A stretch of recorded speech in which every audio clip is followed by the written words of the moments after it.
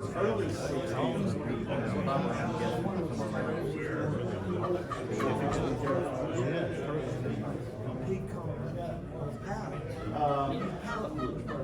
name is Steve Turpin. Tom Turpin was my great uncle. Inman Turpin was was my granddad, was Tom's younger brother.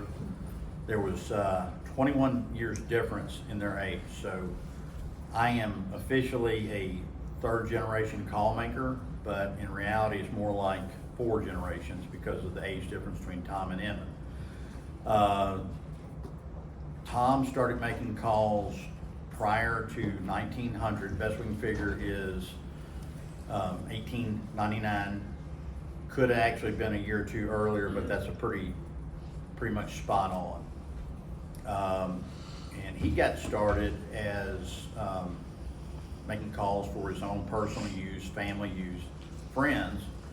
And then as the demand grew for his calls, he started expanding on that, and by around 1915 he started selling calls on a national scale, and that would coincide with he was a prolific writer.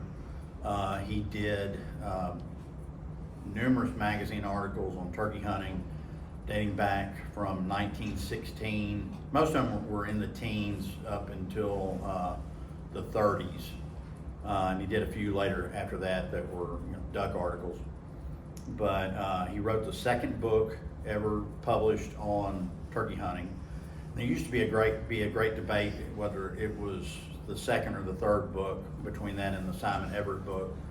But I found advertisements for it predating the Simon Everett book. And then the real breakthrough came, I bought a record. That was the first record Tom did on duck calling and turkey calling. One side was duck, the other side was turkey. And I asked the guy if he knew anything about the record. Well, he gave me more information about the history. We're all turkey enthusiasts, so we know a lot about turkey calls.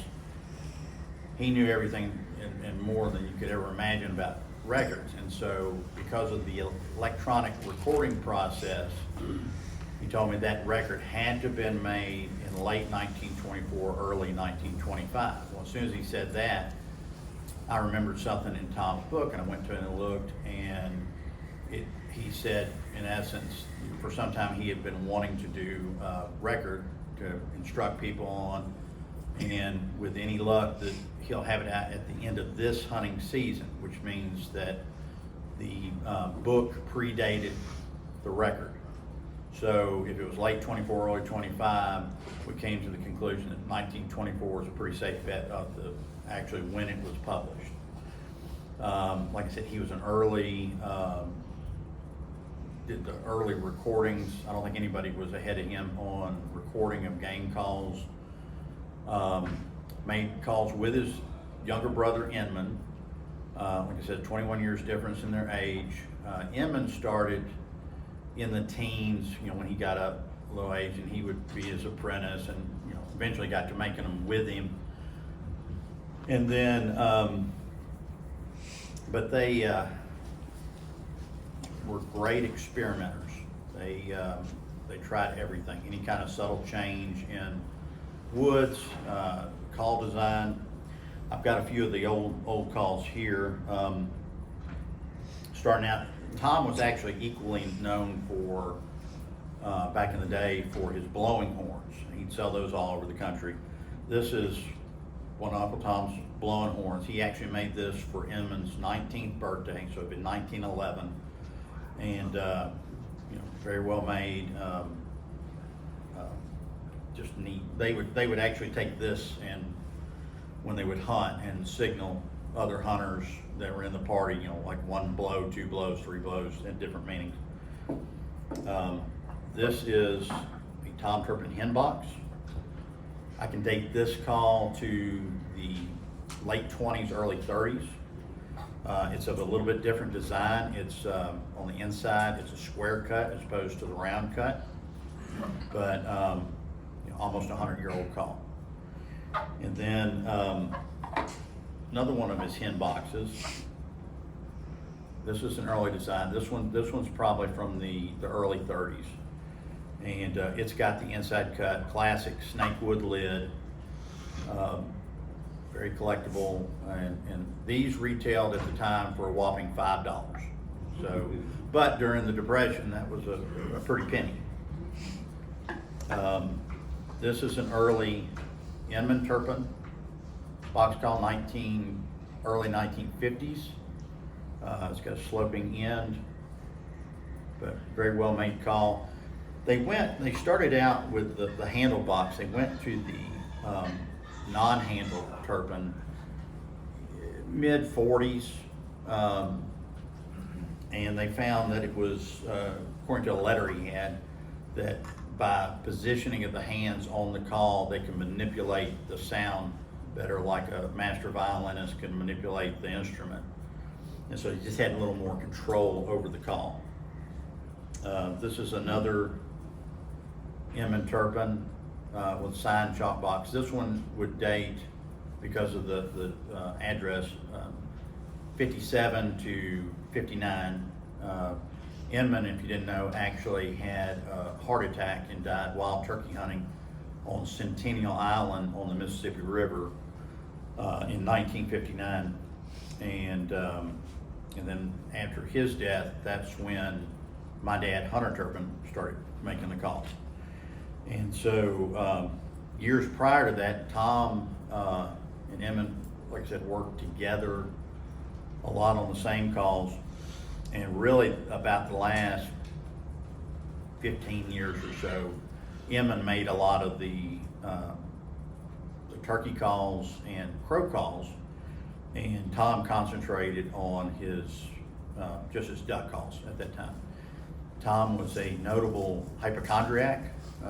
He was always belly aching about his ills. My dad said he would go over to visit Tom, and they would go out to go in the shop, and he said, well, hold on, I gotta go take a dose of spinach, like his medicine. And he'd go out, but he was always acting sick unless he went turkey hunting or duck hunting.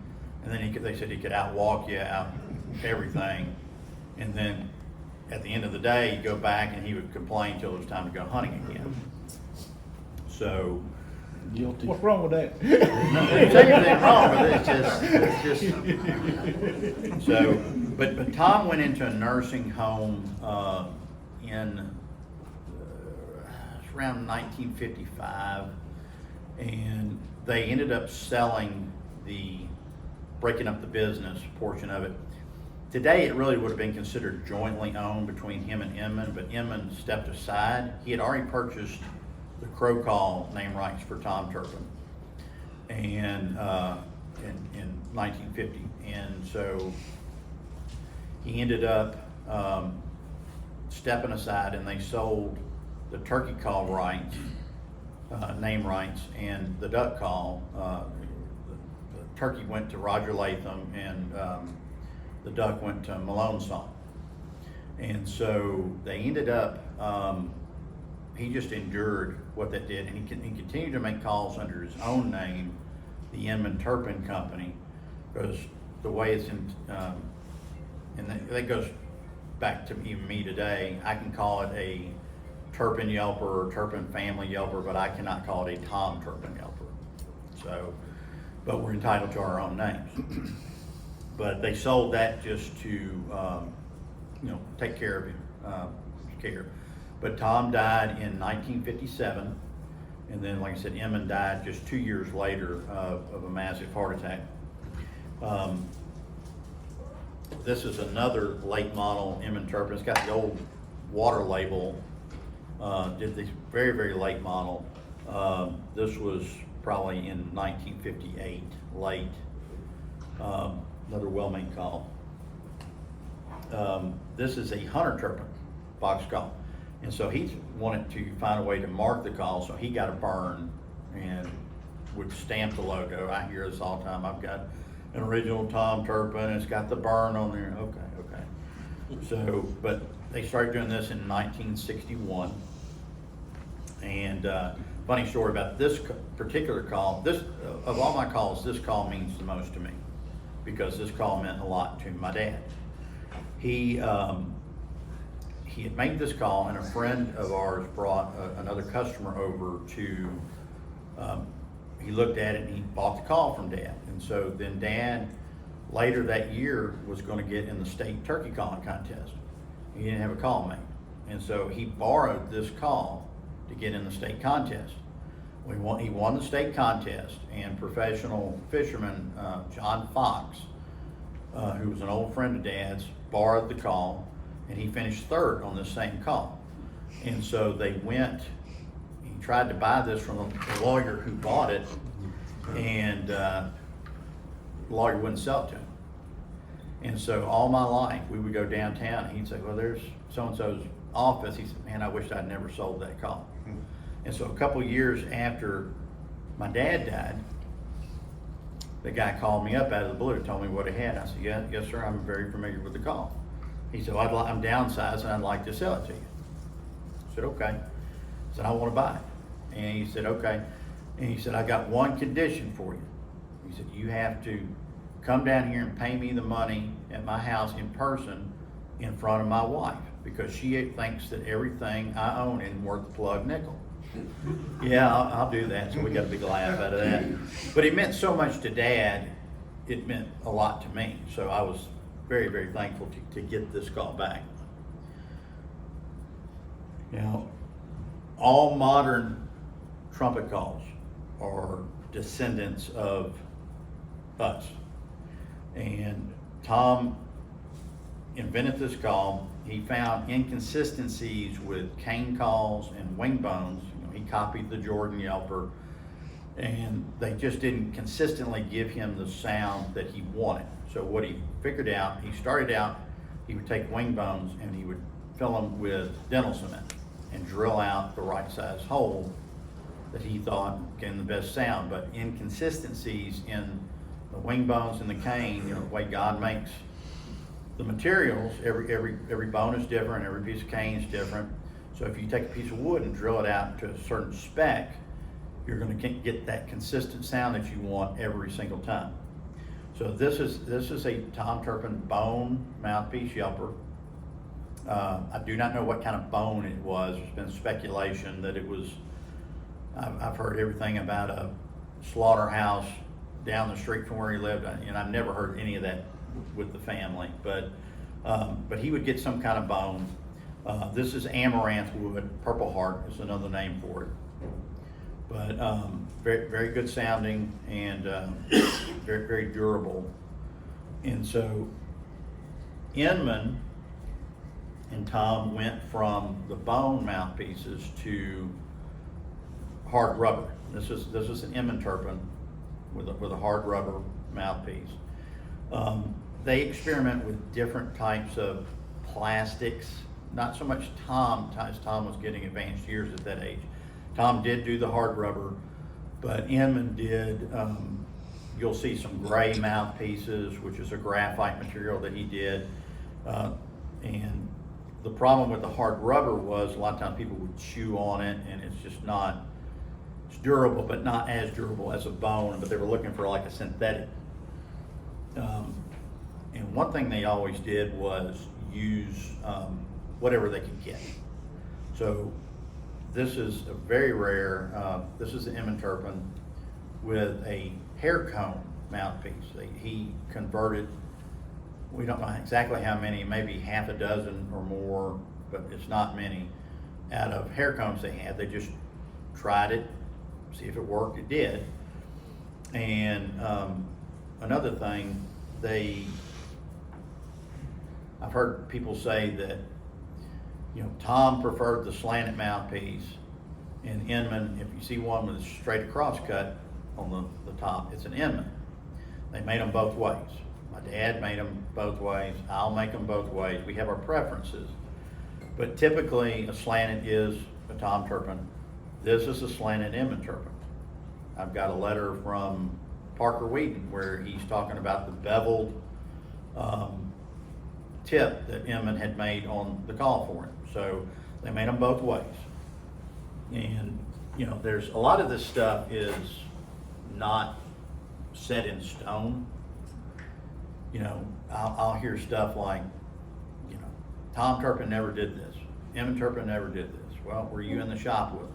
Well, no, but we know he never. That's like, I made a call for a guy in Illinois. It was a wing bone call. He wanted to turn Delrin mouthpiece. I said, I'll make it for you. But I only will sell it to you is if I'm pleased with the sound. I did. It was a good call. I sold it to him. And I said, I can see Antique Roadshow 3,000 years from now, somebody saying, old man Steve Turpin never made a call like this. Well, I did. I made one. They were such great experimenters. They I mean, like I said, they tried everything. And I've seen, Earl Mickle had a big group of calls that were, that came straight down the line, eventually from Latham when he purchased the business. There were glued together calls, there were nailed together calls. I mean, they tried everything. This is a Hunter Turpin Yelper from the 1960s. It's got a nylon mouthpiece. I know for a fact Dad was the first one to do the nylon.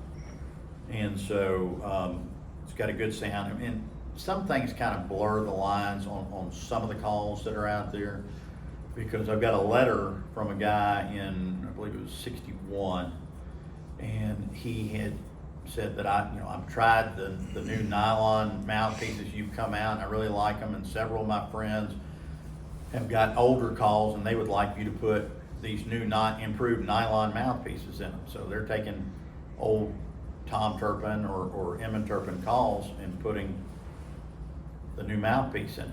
So now when somebody gets that, they're like, who made this, who made that? They weren't doing this for function, they were doing it for killing turkeys, calling them in. And so, any questions or? What did you say about that red? I didn't understand So what kind of material is it? Comb. It was comb, hair comb. They had some old hair combs, and they looked Hair at. comb. Uh-huh. How do they get the hole in it? Drill it. Oh, you drill it? Yeah, you're gonna cut it off and then drill it and round spin it in the lathe. Okay. Yeah. So,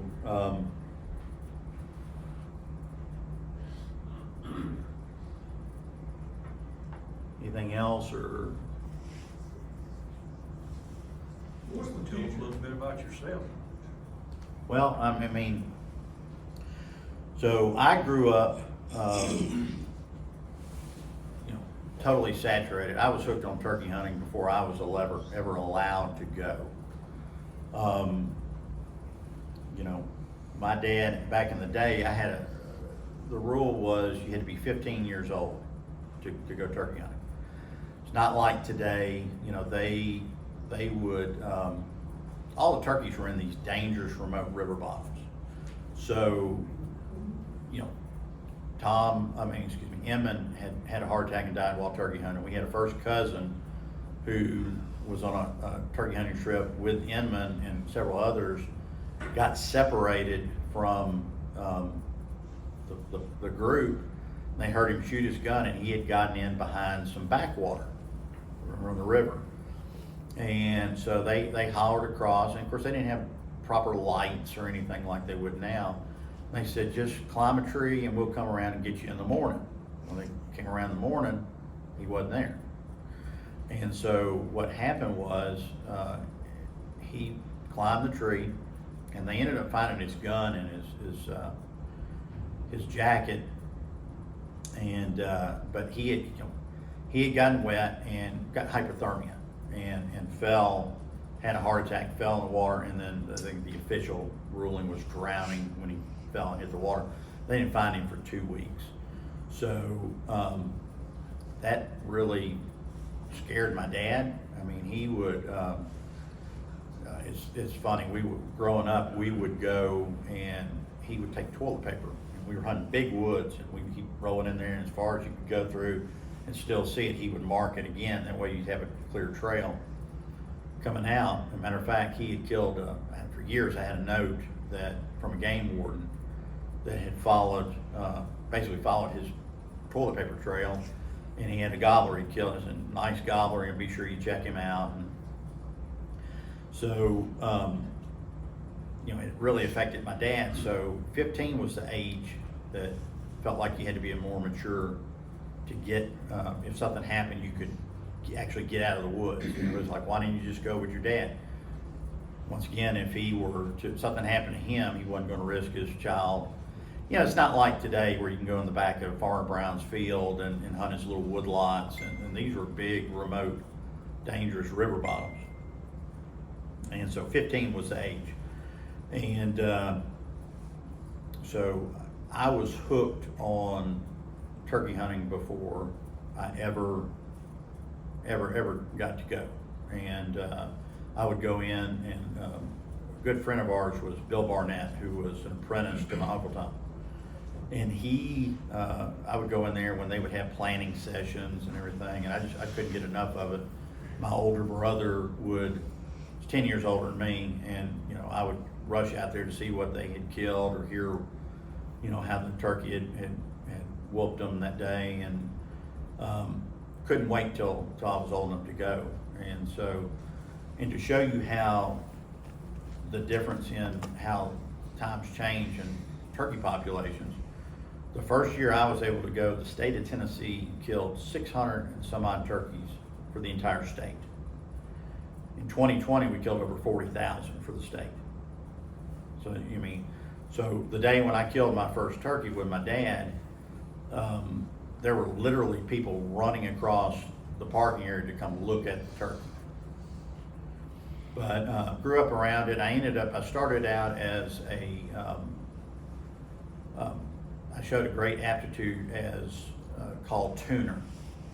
And so I tuned box calls for a number of years, and I'd watch Dad stay out of his way. And eventually I got to making calls with him, and then on my own, especially after he had paralyzing stroke in 2000, which ended his call making.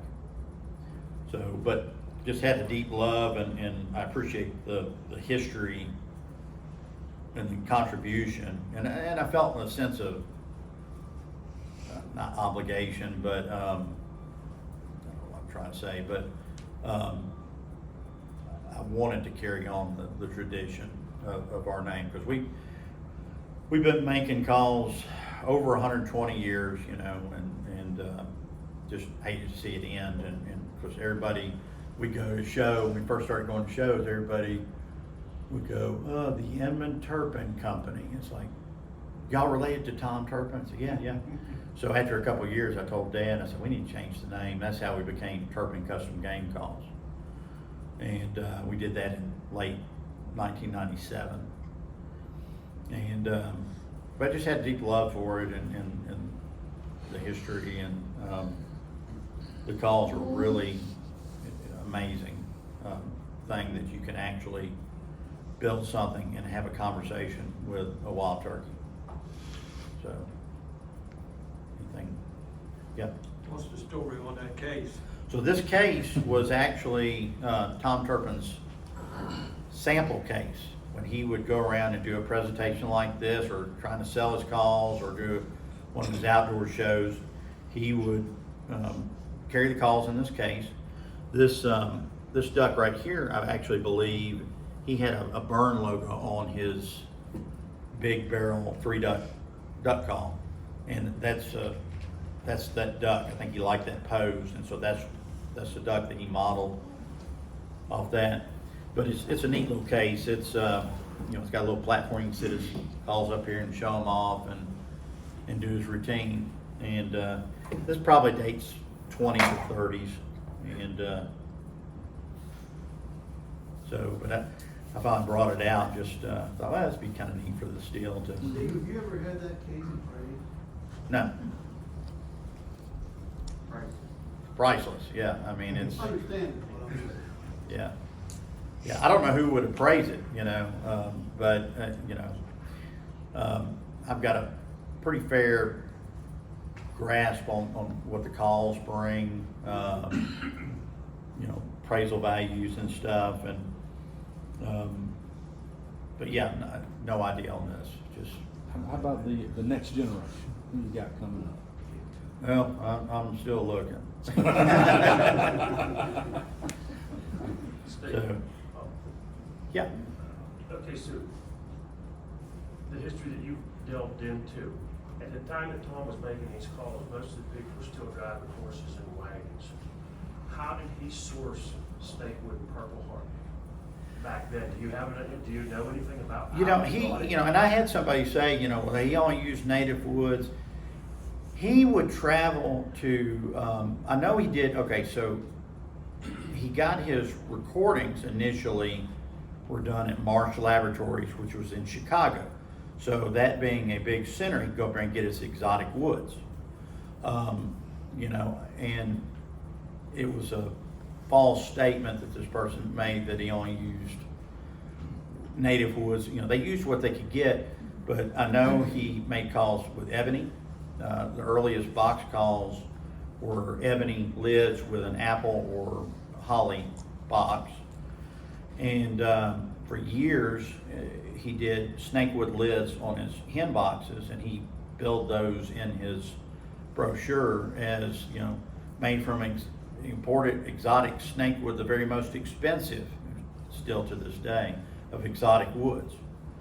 And he did amaranth, but like I said, they tried everything. And any kind of little subtle design change, or even the inside cut, like I said, this is a square cut. That's totally out of the ordinary.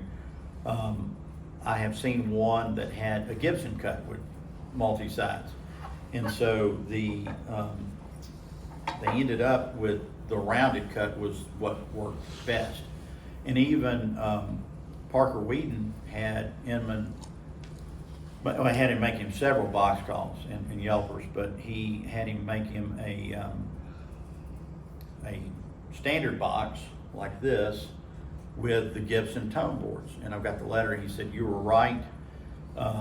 He said, "I like the call, but," he said, I do prefer your rounded cut."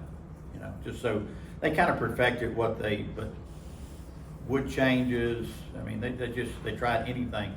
I've actually got a letter from Emmett where he says that him and Tom tried any kind of material, both foreign and man-made, that they thought would give the calls the best sound. So, anything? You know a combination that preferred over one? Later on, it was, because it was constant state of flux what they used, and some of it may have had to deal with availability. Snakewood, especially once you hit World War II, stuff got really hard to get. I'd see letters from Tom, even his duck call reads, the war board won't let them get this, the metals had to be used for the war effort, and everything was rationed. And so they went to some more domestic during that time. They still had Purple Heart, like the Yelpers, but you saw the really World War II eras when the snakewood disappeared. The latter ones, I know they made some African walnut, and I can't find what this species actually is, but it was a standard box. You actually own that box. It's African walnut with a beech lid. Then they went to teak, and teak was a preferred favorite, and that was a very durable wood. It did a consistent sound, good sound, and I'll show you one reason why they liked it too. So years ago, there was a doctor who had one of our teak and beech boxes, and he was hunting down Mississippi, and he called up a big gobbler. He shot him and crippled him. He jumped up and took off after him. We left his box call sitting there at the tree. And so turkey got away from him, and he turned around, went back. He looked for that box for 2 days, couldn't ever find it. Big woods, everything looks the same. So he bought another box call from us. 2 years later, we get a call from a guy. He was hunting down in the same area. He said, "I found one of your box calls." He said the backwater from the river had come in, and it had been floating in water and everything. The beech lid had totally disintegrated. He said, but that teak box is fine.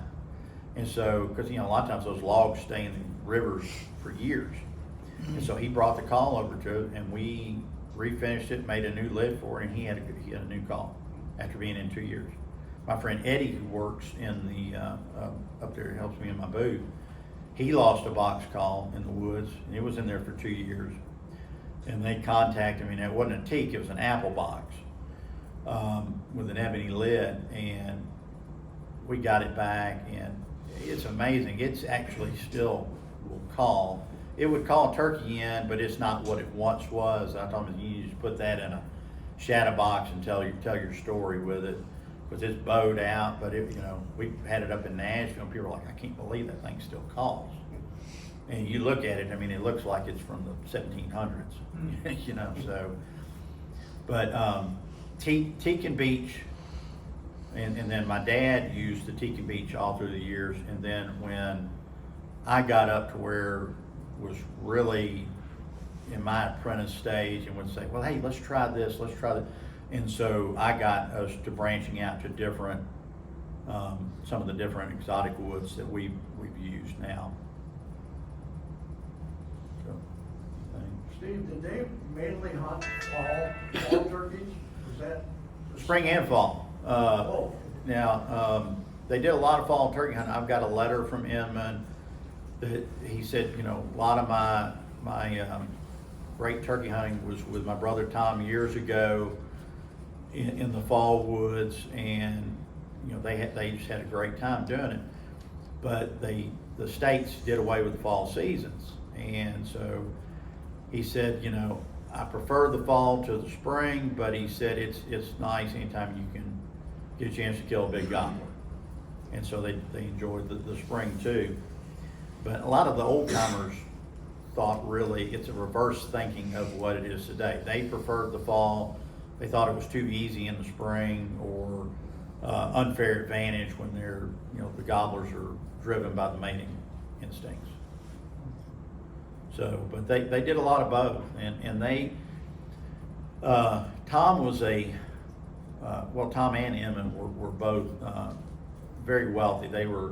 My great grandfather was a very prominent Memphis home builder, and Tom was a home builder. Inman came up, and he didn't really have to. He was an athlete, and so but when their dad died, they inherited a lot of money, and they had some. I've got a letter where they were selling some building in downtown Memphis in like 1923 for like $40,000, which that's a lot of money back then. And so, but me saying that Tom was a hypochondriac, Tom, upon the advice of his doctor, retired at age 50 and just did the calls, and it was relaxing for him to do the calls and to go hunting. It's what he loved, and so he was doing that, and Emma was working with him, and they ended up where the Depression hit in 29. Well, Inman owned a lot of he owned 3 gas stations, and he owned a bunch of rental property, and he made some poor decisions where he extended credit to people that ultimately couldn't pay him back, or did, you can't pay your rent, you don't have that money coming in, can't pay your taxes, lose the property. So he took a heavy toll with the Depression, and ended up, his final probably 20 years was, he worked for Messick High School in Memphis, where he was the custodian, and he would be, by today's standards, he would be called a building superintendent, because he had a lot of people under him. But and he would use some of the machinery up there in the wood shop to make the calls, and then plus what he had at the house. And I've still got a lot of that same machinery that they were making the calls on. I'm using the same machinery. Still, it was built to last back then. So, anything? You back in a little late, but what's the update on your book? I'm working on it. It's like anything else with me. It's a slow process. So, you know, I get busy doing other things, but, and what I'm saying, I'm working on a book that, is gonna detail a lot of what I covered here, but also will have all of Tom Turpin's writings, including his original turkey book, pictures of old calls, differences between some of the stuff like Tom's later calls were the standard call, like I said, he would put a top hat washer for where the screw went.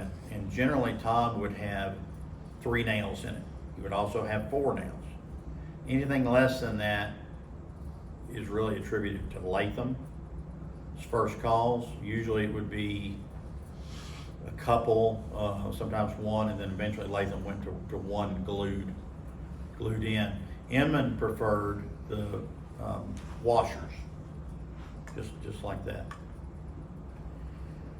And so, but it's going to have old advertisements, old hunting photos, and I could have brought a bunch of stuff. I just, you know, I can't carry everything with me. Tried to give y'all a little taste of some of the calls. And y'all are free when we're through with this to come look at any of these calls and everything. But in short, I'm working on it. It's been a slow process, so I'm in the 10-year plan. Steve, I would imagine too, you talk about the wood species and what's exotic, what's not. Coming from overseas, that was probably just a treat to them, you know, so it's a good chance to come in package crates and all like this during that time. Yeah. It took modern day to make it a value exotic, you know. Yeah, and they were in tune with, you know, the way Tom was, and they were all like this really. You know, they wanted to help the hunter, even at the expense of losing money for themselves. So if you look at some of the old magazine articles, Tom will have a yelper there, and he'll have the dimensions. So the sportsman my fellow sportsman can make this call. He didn't care if he sold the call or not. I mean, it's great if he does, but he wanted you to be able to call up and kill a turkey, or duck or crow, and you know, very, very free with their information, which was very uncommon even to this day. So.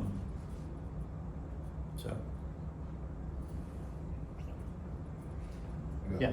You talk about, you know, letters and journals, sounds like you got some stuff like that, and then from what you can remember, back then with the population being lower, like you was talking about, was those guys, were they always successful, or? Oh, no. Yeah, Oh, no, they had plenty of dry years. I remember I just hunt local from where I'm at, and all the way up in northern Kentucky, and I remember I'm 45, when I was a kid, you know, if you heard a turkey, you know, that was successful season. Well, even back, and that's good you said that, when I started, if you heard a turkey gobble, yeah, you had a successful season just hearing him gobble.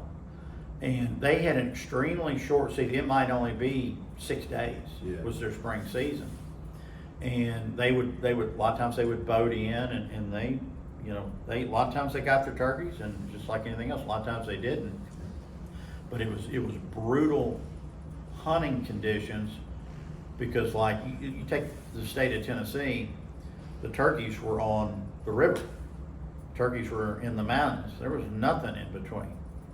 And so, like one of the places where I killed my first turkey, they actually restocked most of the state with Shelby Forest turkeys. And so they brought them in, and then they started bringing them in from other areas as they, you know, could trap them and everything. But there were a lot of times, and one thing that was funny, they used to say they could always tell a turkey hunter back then because they're always skinny. They work for a living, you know, try to put a lot of hours and man hours and work trying to kill these things. So we don't have that problem today. So, but yeah, I mean, there were a lot of times they didn't, but you know, I've got a picture.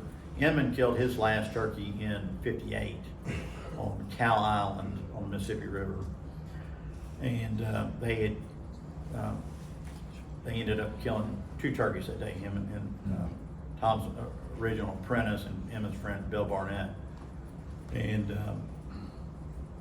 so, I got one more for you. Yeah. Whenever they were making their calls, you know, all those years, were they ever able to make it to where that was just their primary income? Like they were making, this is all I do? Tom was retired. Of course, he had money, but all he did was work on calls. Inman had, you know, pretty good sized family to support, so that's where he took the custodian job and supported them. And Inman retired a couple of years before he passed away. And but no, they were, you know. But Tom sold thousands of duck calls, crow calls, you know. Had his apprentices, and there were a lot of people who were apprentices of his who were actually famous call makers now, like Earl Dennison, who was a well-known duck call maker, and he made a hen box very similar to Tom's. You can tell the difference by mainly the inside cut and the taper of the handle. There's a ridge on the Dennison, and it tapers to the ridge where Turpin tapers to the call. And when Dennison felt like he had made enough,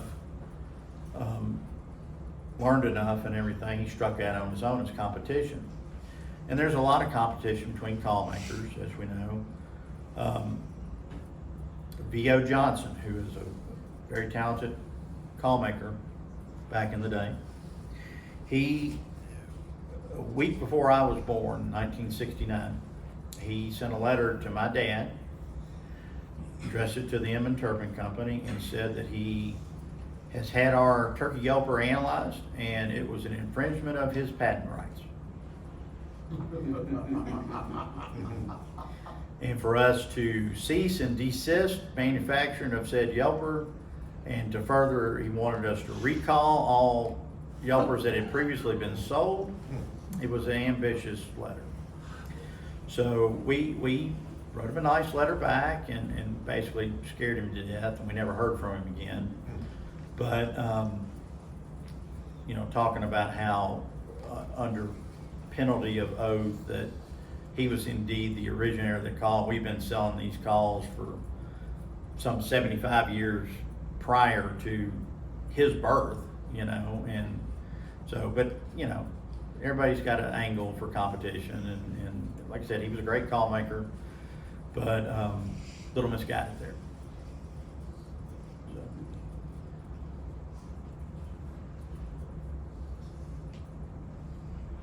Thing, yeah.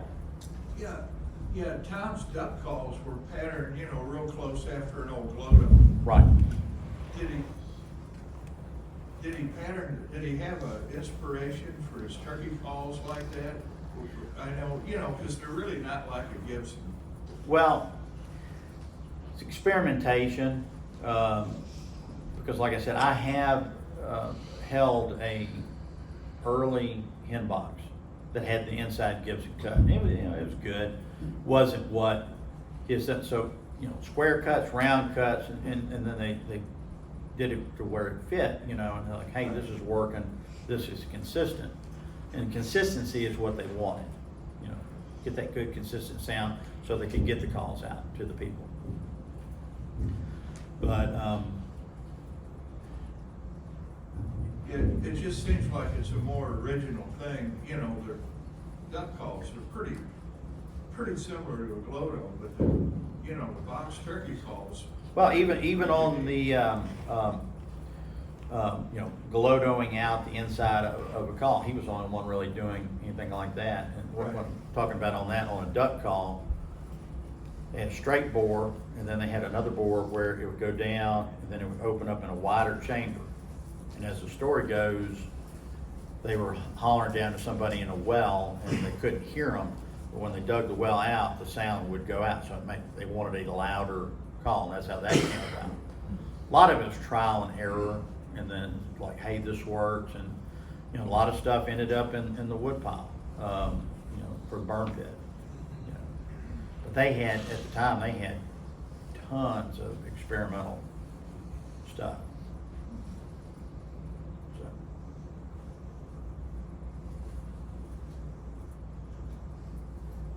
Anything else, or? Yeah. One more and I'll hush. Let that fella go first. I just want to ask, any of these older calls that you have, do you still hunt them today? Couple of these calls I borrowed, and they still hunt them. Like this Inman Turpin, I thought it was kind of funny.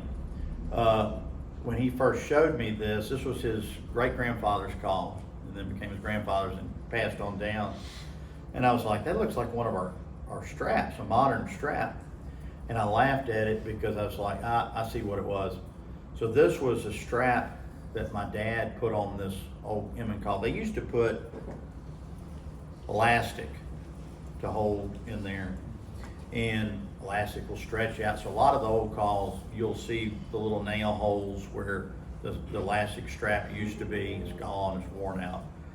And so this guy had my dad put a strap on it. He said, well, how do you know your dad put it on? And so during my apprentice time, I was putting some straps on some calls, and Dad was like, you're putting it on wrong. You're putting it on. I said, what are you talking about? He said, you're putting it on backwards. It's got to be easy to pull off. And I said, it is. And I looked, he goes, oh, I see what it is. I'm right-handed. Dad was left-handed. So if you notice, this is for a left-handed. That's how he put it on for the other guy. So that's how I know he put it on, but it's one of our old straps. But just little things, trying to make it work. This is a kind of almost an add on to that. You was talking about that call there that lawyer had. I think you said it was your dad's call. Yeah. Is there another one of those fellas calls out there that you want to get a hold of, that somebody has that keeps you up at night, and where's it at? Oh, there's always a call out there. That's your family's. Yeah, there's always, then stuff turns up, and either I can't afford it, because a lot of these bring big money. This call, I was tickled to death to get this. So this call actually showed up on Facebook, and this young guy, like in his 20s, it was in his grandfather's hunting vest. His grandfather still alive, but he had decided to hang it up through old age. He was going to give him his vest. And then somebody said, who made the trumpets? There were 2 trumpets. And I looked at this, I took one look, and I was like, I know who made that.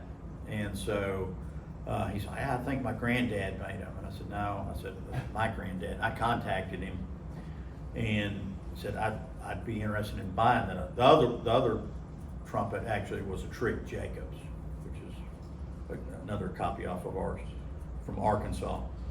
But so I made him a pretty good offer on it, and he said he was going to think about it. And it took me 2 years to get this call, so I was thrilled to get it. It's not going anywhere, and just go in the family archives. But with these red and orange type mouthpieces, very, very, very rare. Like I said, there may only be a half dozen of them known at the most right now. But yeah, there's always, stuff pops up. Usually it pops up when I don't have any money. Where was that one at, as far as? That was what in state? Louisiana. And so, and you see them, a lot of the southern states, occasionally, and a lot of historical areas will pop up, a lot of them in Pennsylvania.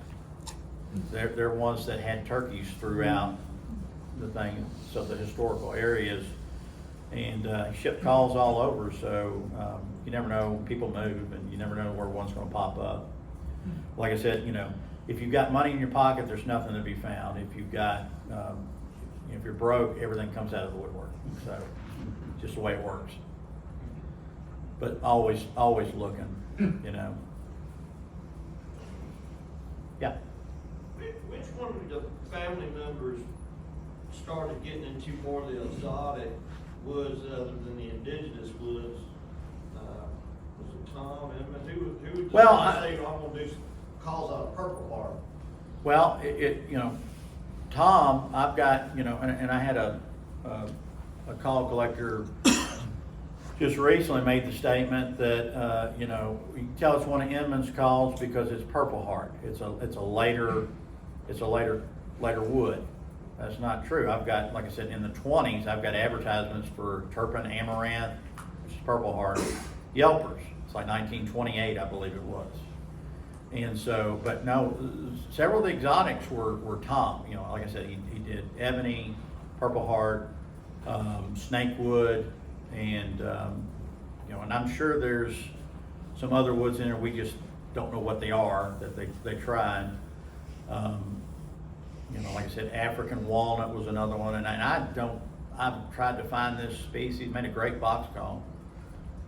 I can't find anything on the species, so maybe called a different name now is what it was, you know, 70, 80 years ago. So they were doing it in the early 1920s.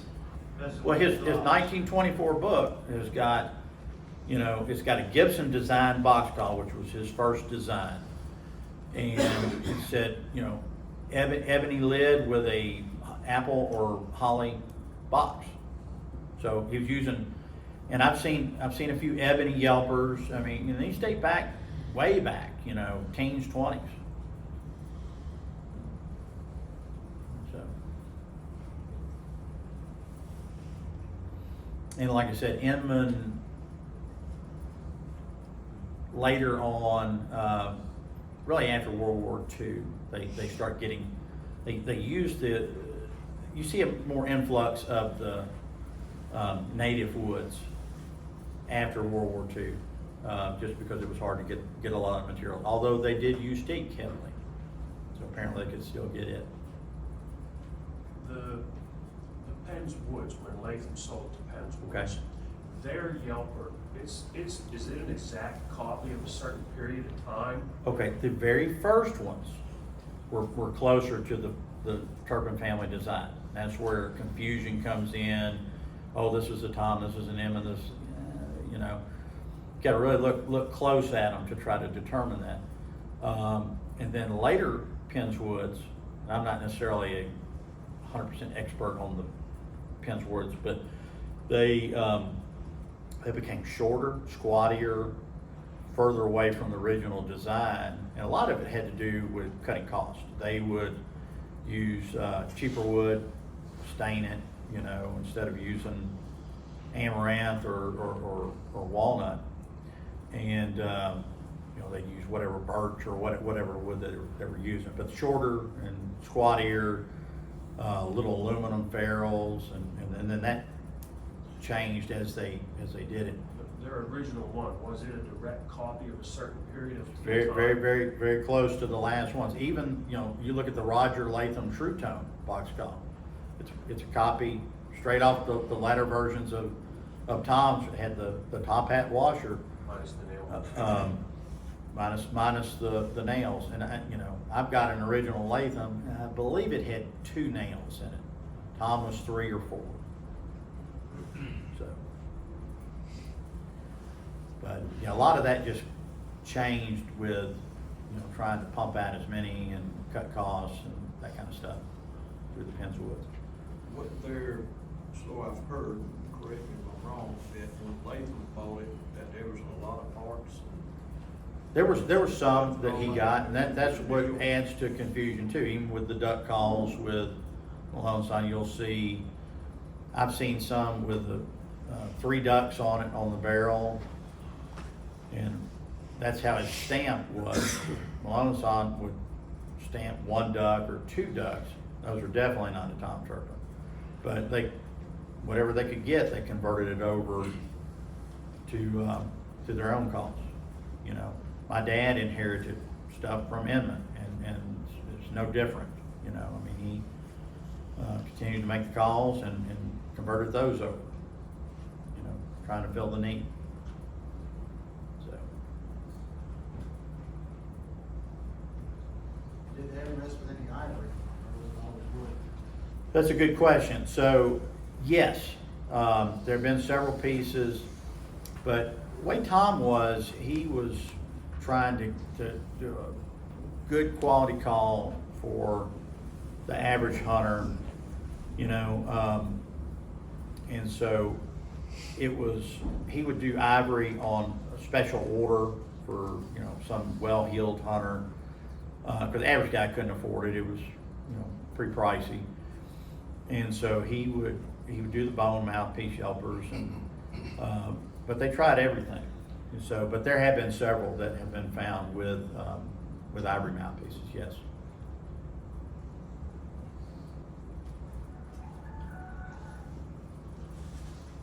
Anything else, or? What did they start with? Did they start with duck calls, or did they box calls? Or Now they started with turkey calls, and they were the suction calls. So his first calls were Jordan style cane calls, wing bones. I've got his earliest article was in a Recreation 1916. In there, he's got diagrams out where he made basically slate calls, a gourd call with a piece of slate, scratch boxes, that kind of stuff. And then the yelpers developed from the cane calls. I've got a cousin that's got one, and it's going to be in the book, and you can see the transition between, it's in wood, but you can see the transition between a Jordan style cane call in wood and a modern trumpet. And so the box calls came towards the end of that, and crow calls. But turkey populations were at a low ebb at that time. So that's where the duck call, there's always a lot of duck hunters. And so that then beefed up the duck call production on that. But turkey call was definitely the first.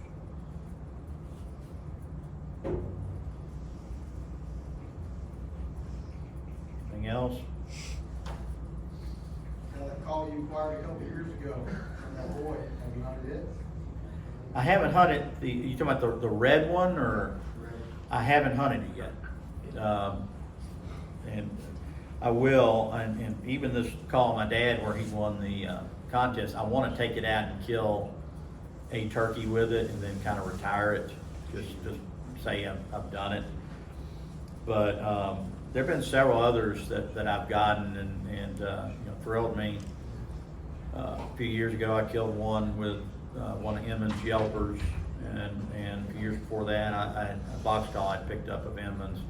I killed a big gobbler with it. So, but they're meant to be hunted. It's just you got to be careful with them because they're so valuable. Can't be replaced, but monetary value and everything. They don't want to leave it in your car and go into a gas station and then come back out and your truck's empty. And that's happened with actually some calls that I've sold to different people where people steal their hunting vest or whatever. So it's, it's always fearful of something like that happening. So. Anything else, or?